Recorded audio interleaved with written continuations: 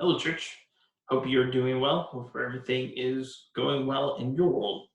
Um, we're studying the book of Matthew, as you probably know if you've been listening to the videos so far. I really enjoyed the study, and hopefully you have too. Really understanding what Matthew's trying to convey and learning about Jesus and how he's the King that we've been promised, and the King that is the one that should rule our lives, and we should want to be in his kingdom. Today we're going to study Matthew 9, chapters verse 18 through 34. This is really wrapping up the last section of the miracles as we've looked at already.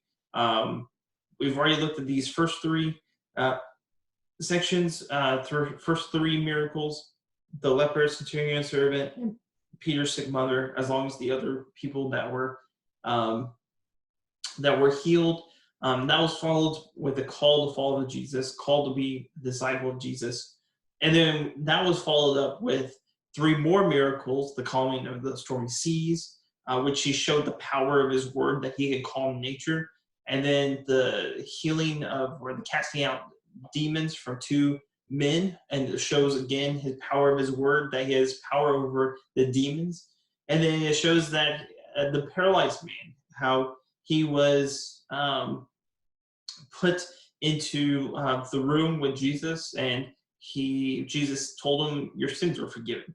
And the Pharisees said, "Hey, who can forgive sins except for God?"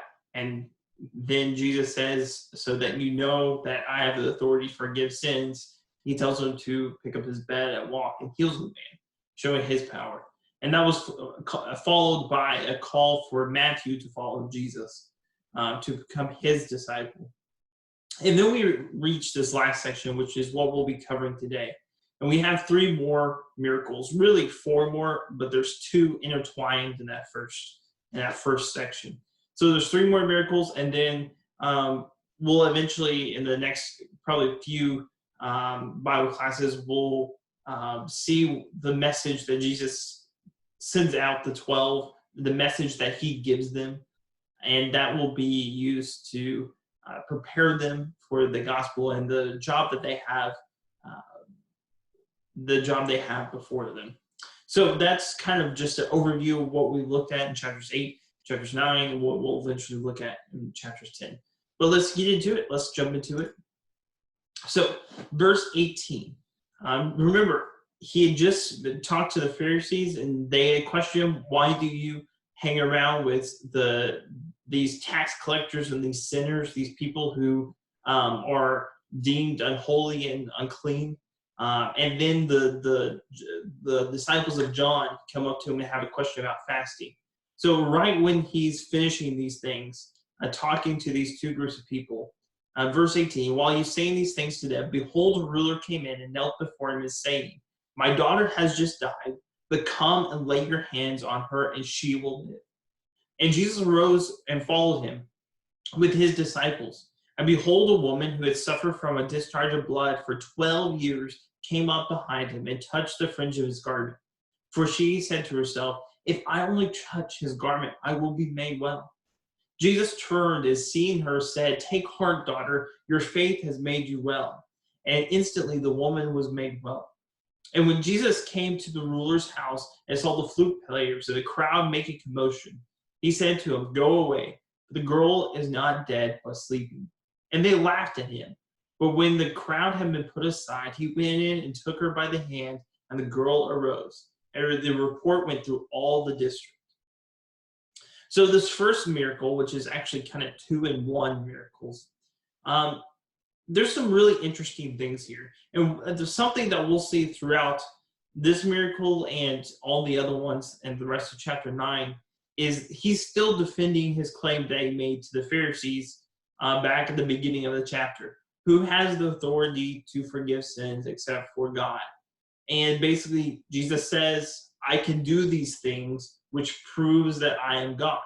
And so this whole section, this whole chapter is about him proving he has the authority to be God. And he did that the last section with those three miracles, and the section before that with those three miracles. But these are the most stark. These are the most stark miracles that that he could do to prove that he is God. And we'll see the result of that. And that will be a key thread throughout this. And so breaking down this first miracle, I'm going to look at the, this is Jairus, which is the ruler of the local Sanhedrin. We know that from the other accounts. And then we'll kind of go back and hit the woman who touched the fringe of his garment. So let's deal with Jairus and his daughter first.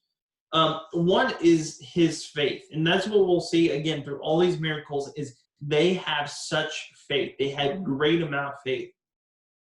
Jairus, the leader of the synagogue, would have came before into the house of in the party of the tax collectors and the Pharisees and the sinners. He would have probably made this request among his peers, the Pharisees, who obviously did not approve of Jesus. And so he had to have a lot of humility to make this request of him, as well as to have the faith to make this request of him. As we see something in this man that is in all the other miracles in this section, is the faith that they had that Jesus could do this very great act, this very great thing. But at the same time, he is also doesn't show the same kind of faith that the centurion did in chapter 8 that we just saw, where the centurion said, you just speak a word, you don't need to come to my house, you just speak a word, and I know you can make it well. He doesn't quite have that faith, but he has enough faith to be really humble and to really ask Jesus to have it. And you got to put yourself in his situation. I mean, men, if you have children, how far will you go? What will you do to try to save your child? And this man is in that same boat. He's willing to do literally anything to try to save his daughter.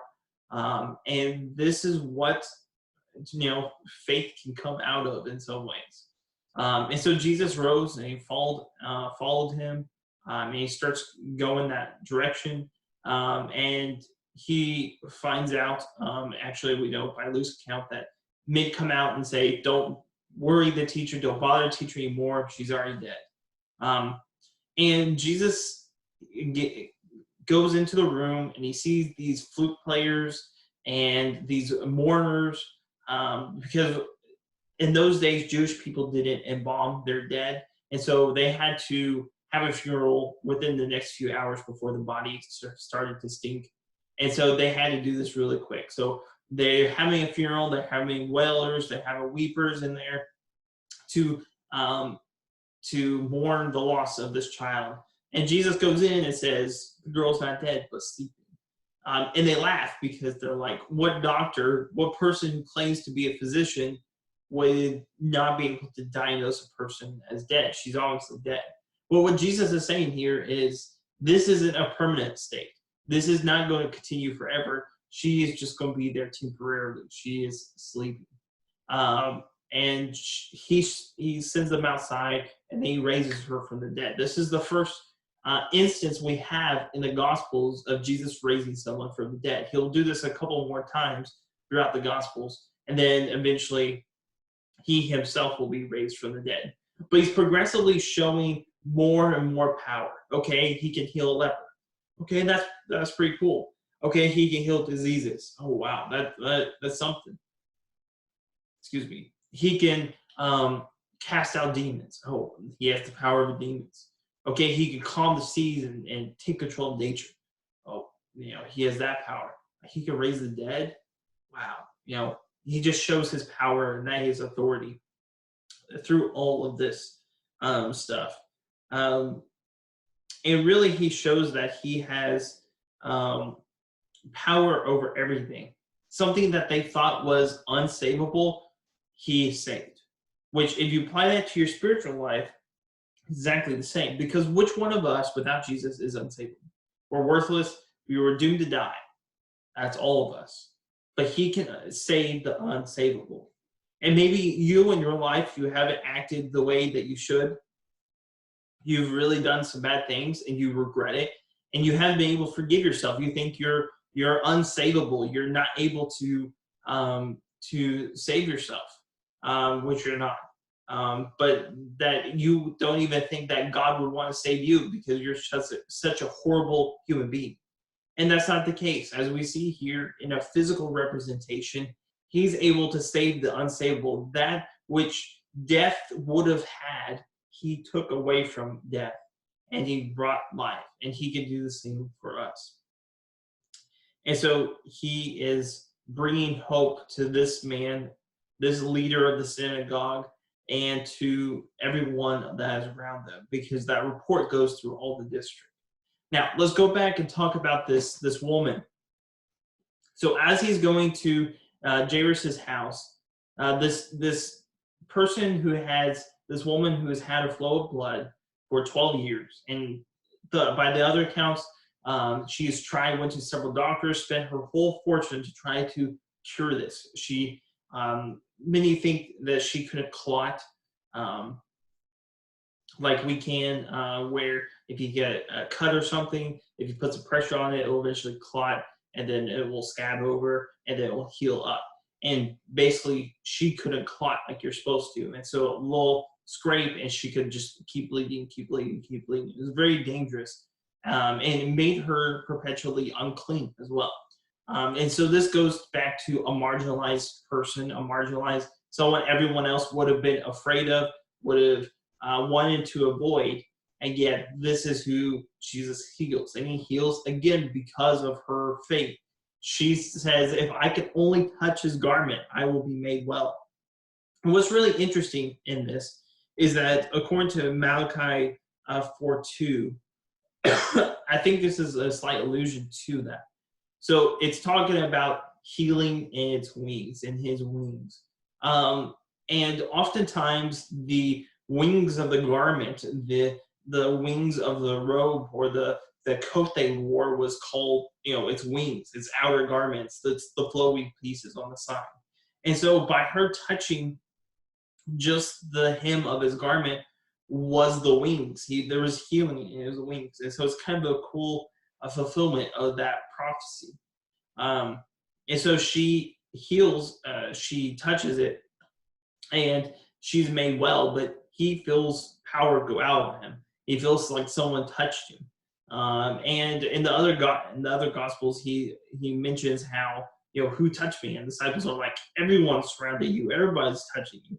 But he says, I felt power come out of me. And the woman comes forward and says, it was me. And she says, Jesus responds, your faith has made you well. Go forward. And we see again, faith is what made this happen. If you have faith in Jesus, he can take away your sickness. Something that you've had, this lady had for 12 years, and there was no help. There was nothing in the world that she could do. There was nothing to heal her, and yet Jesus could. And it was the same way with the girl, with Jairus' daughter. He had no help. Jesus was the last thing that could possibly save his little girl, and yet Jesus responded and he gave hope. Jesus can do the same for us today. And then that's followed up with the second miracle, healing two blind men. So verse 27, as Jesus passed from there, two blind men followed him, crying aloud, have mercy on us, son of David. When he entered the house, the blind men came to him, and Jesus said to them, do you believe that I am able to do this? And they said to him, yes, Lord. Then he touched their eyes, saying, according to your faith, faith be it done to you. And then their eyes were open, and Jesus sternly warned them, see that no one knows about it. And when they went away, his fame spread through all the district. And so even how impressive his last miracle was in the bringing to life of a human being, of someone who's dead, this would have actually been more powerful, more viewed as more of a miracle, more as something even more unique than bringing someone alive. Because in the Old Testament, we have a couple of occurrences of people being brought to life through prophets or other people. Elisha is a notable example of bringing someone to life again. And Elisha shows a lot of the same characteristics and kind of follows the same kind of miracles that Jesus does. So I think those are some parallels there. But no one in the Old Testament has ever healed someone that was blind. It had never happened before. And in fact, in Isaiah 35, verse 5, it is something that Isaiah says only God can do. This is something that declares that you are God. And we see this, that these blind men believe that he is God because they say, have mercy on us, son of David. They give him, they basically say, you're the Messiah. You're the one that was supposed to come. And they give him more recognition than anyone else really has before this. They believe that he is the one to come, the one that everyone prophesied about in the Old Testament. And this shows their faith because the only one that could have healed them was God, as though they believed it of him. And notice Jesus doesn't, these blind men are crying to him as he's walking down the road. And they're saying, have mercy on us, son of David. And it seems like he just keeps walking. And he goes into the house, and they follow, and Jesus says to him, do you believe that I'm able to do this? Questions them further. And they said to him without hesitation, it seems, yes, Lord. And then he touched their eyes, again touching. There's touching all throughout chapter 8 and 9. It's very important. It's not just something that is that he waves his hand or that he can mass heal. He makes sure that he makes a one-on-one impression. It's very personal. He touched their eyes, and then they said, according to your faith, be it done to you. Because you had that faith, you are healed. And their eyes were opened, and they were able to see again. And this proves that they are God. This proves that they were right, that he is God. And he's the one that they've been looking for. It directly shows that he is the son of David, which is something that Matthew has been going to great lengths to prove. Again, one of the things that he wants to prove is that this is the son of Abraham, the promised one, and the son of David, the Messiah, Emmanuel, and the son of God. Those were the three things that he very clearly wants to get across in this book. And this comes out, and it says it, these blind men believed that he was the son of David. These were believed that he was the promised one. If you want to be healed like these men were, and you want your eyes to be open spiritually, you have to believe that he's the son of David as well and put your faith in him, and you will be healed. And so it's a very powerful text here. And then in verse 30, it says their eyes were open, but Jesus sternly, this was very strong, warned them to see that no one knows about it. And I think part of this is because he's trying to control his own press. He's trying to make sure that there's not just a rush of people coming to him just because he can do cool things. He wants people who wants to be in the kingdom. He wants kingdom seekers. He doesn't want people who will come to him just because he does cool things or he can take away the pain of this world. God was never about taking away the pain of this world. He's about giving spiritual rest and taking away spiritual pain and giving them a rest in the next life. It's never about this life. It's always about the next life. And so Jesus warned them not to tell anyone. And you can really see that in John chapter 6, I believe, in the feeding of the 5,000, when he feeds the 5,000 and they want to make him king. And then he goes off, and then they come back to him, and they wanted breakfast the next morning. Basically, they wanted more food. And he said, you didn't come to me because you wanted the bread of life, the spiritual bread. You came because your bellies were filled. And basically rebukes them. And then it says after that, many of his followers followed him no more because they only wanted the physical things. They didn't care about the kingdom. And so he's constantly trying to get followers that will care about the kingdom, not just cool stuff. And again, that's another lesson for us. If we're just following him because we think we can get cool stuff, that being a follower of his means that he will give us blessings, or that being part of a church will give us contacts, or give us friends, or whatever that is. And we don't really care about being part of his kingdom and glorifying him and honoring him as king and growing the kingdom, then he doesn't want us either. So we have to make sure our motives are pure.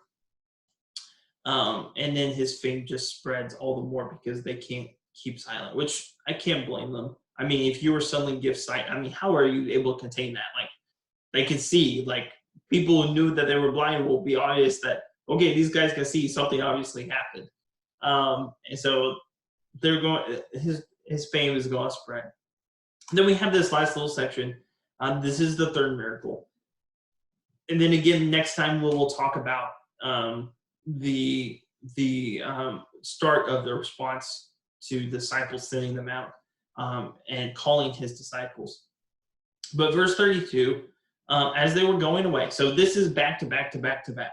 So, as he was talking to the people at the banquet, Jairus' daughter comes in, and then he heals the woman that touched the hem of his garment. They hear Jairus' daughter, and then as he's leaving there, the two blind men yell at him until he goes in the house.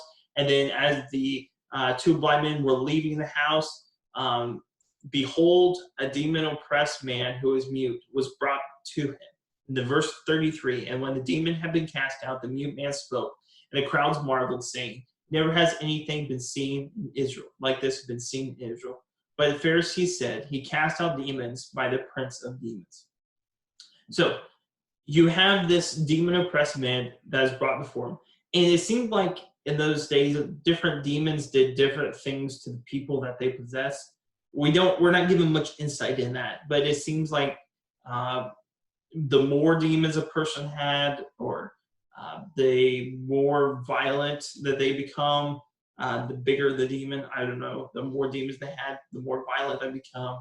You have, like, in the previous section, the two men that Jesus sent the demons out of.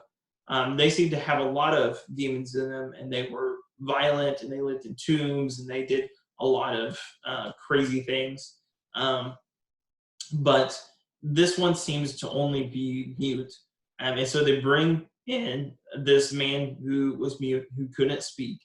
And then he cast out the demon, again showing his authority over the spiritual realm, the demons there. And the crowds marveled and say, never was there anything like this seen in Israel. But the Pharisees say he cast out demons by the prince of demons. What I want you to do, which I try to phrase this in kind of worksheets, but it's kind of hard to phrase in such a way, is I want you to read over everything since the Sermon on the Mount. So chapter 8 and chapter 9. And then I kind of want you to keep track of this, especially through this next section that we're going to talk about. How do different people respond to Jesus? How do the people respond to Jesus? So disciples, were in the boat when he calmed the sea, and they're like, who is this guy? Who is this that even the wind and sea obey him? And then he does these cool things, and he cast out the two demons, the two men with demons, and the people of the city are fearful and ask him to go away. And then he does, I forgot which one it was, the paralytic, yeah. When he heals the paralytic who's brought down before him, they say the crowd saw it and they were afraid, and they gave glory to God, verse 8, who had given authority to such men. So they see him as a man who has great authority, who has great authority, but they see him as just a man. And then the two blind men come to him and say, you are the son of David, and how they saw him. And then the crowds again marveled after he cast out this demon of this man who was mute, and say never was like anything seen in Israel.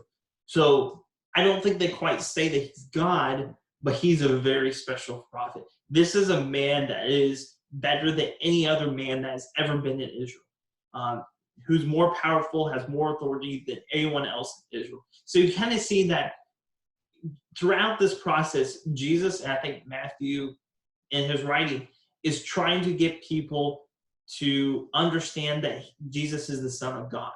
Okay, maybe people think, okay, maybe he's a good man. Maybe he does really cool things. Oh wow, he does that. Okay, maybe who is this? Okay, maybe he's the Messiah, but what does that mean? Oh wow, there's no man in Israel like him. That is amazing. So you can see kind of the crowd slowly getting it, just slowly getting it more and more, it seems like. And the disciples are going to get it more and more. And like I said a couple times ago, when he calms the sea next time, they're going to be like, truly, truly, this is the Son of God. They get it. They finally get it, that this is the Son of God. So watch that. Watch people's reactions. Watch how they react to Jesus throughout, as they're seeing these miracles and him casting out demons and healing the sick and preaching like no other man. Like in the end of the Sermon on the Mount, it was like, he doesn't speak like the other rabbis. He has authority. Watch the reaction. And then you have the Pharisees who had seen the exact same thing that these crowds had. They'd seen the exact same thing as the disciples had. And yet, what do they say? They're not coming up. They're not coming further along. They're not saying, well, maybe this is the Messiah, or this is a really great man, or this is like no one else that we've ever seen ever in the time of Israel. Better than Jacob, better than Abraham, better than Elisha or Elijah or any other man that's ever lived. Instead, they say, well, he must cast out demons by the prince of demons. That's the only reason that he can have power. And I ask you, how could these crowds and these Pharisees see the exact same things and reach two completely different conclusions? How could they see the exact same miracles and hear the exact same teachings and everything that goes on in between and come to totally two different conclusions? And one is because one has an open mind. One has faith. One has the faith that every other man and group of man and woman and girl and everyone, Gentile, leper, demon-possessed man, blind man, every single one of them had faith that he was something special. He was the Son of God. He was able to heal him. And the Pharisees did not. They already had pre-assumptions about him. This can't be it, because he doesn't act like how I expected him to act. He doesn't look how I expected him to look. He doesn't talk like I expected him to talk. He's not saying nice things about me. And so, although Jesus does amazing things, they close their ears and they don't want to hear it. And instead of the very obvious answer of seeing someone who can raise the dead and heal the blind, which has never been done before, and cast out demons, and say, this man must be the Son of God, or at the very least, the greatest prophet to ever live in the history of mankind. Instead, they say, you must be a chief demon, or Satan himself. He casts out demons by the prince of demons. And that's how the lost stay lost. Many times I hear people say, well, if there's really a God, why doesn't he just do some great miracle? So we believe that he's that he's really who he says he is. Jesus came and did miracle after miracle after miracle, and people still didn't believe me. Do you think if he showed up today and did a miracle that people would believe him? Not a chance. Not a chance. They would say, it's just animatronics. It's just imaging. It's just demons. It's not actually him. It's not actually God. It's because the people who don't want to believe won't believe no matter what you do. And that's going to lead into some of the things that he's going to say to the disciples. Telling them, if they don't believe you, they don't want to hear you, wipe off your dust off your feet and go to somebody who will. Don't spend so much time with people who don't want the truth. If they will listen, you keep giving them information, you keep working with them, you keep loving on them.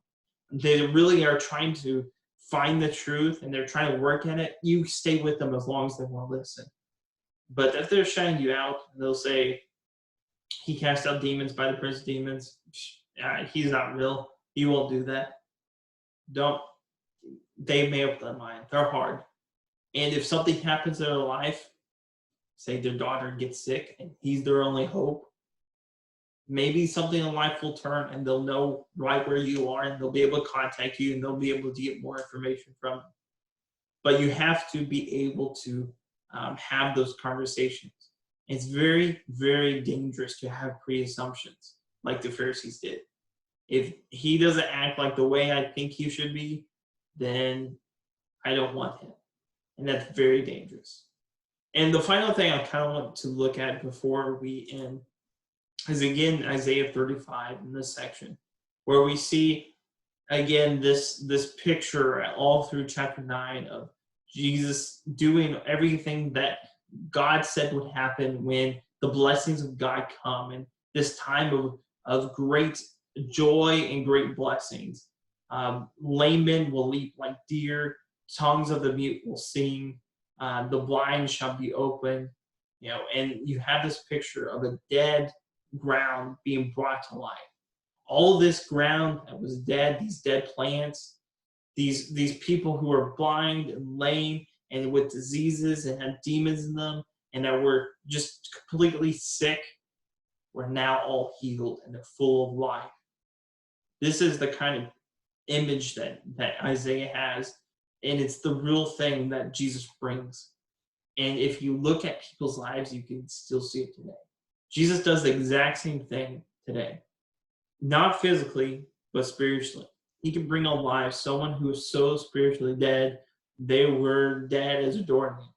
But he can bring it back to life and feed it and give it growth, and it can blossom and turn into a wonderful spring, a place of where reeds and rushes are, where there's great green grass. That's the place he can turn your life spiritually. If you will have faith that he is the King, the Son of David, and that he can heal you. And so hopefully as you go your day, trust him. Trust his healing hand. Trust that he can heal you in your life. Trust that he can be the person that you need, your Savior, your Messiah. And then go tell others about him. Because people are willing to listen. They are. There's people all around this area that are willing to listen, that need him. And the more that they are in danger, the more that they are in death and that they are spiritually not in a good place, the more they know that they're not in a good place and that need a king, a Messiah, of a great physician to heal them. And that's where we can be. We can introduce them to the great physician.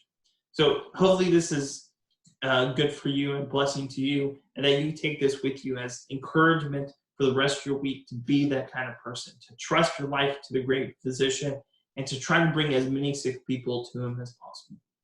Hope you have a great day, and I hope that everything is well with you. If you need anything, just let us know. And God bless you.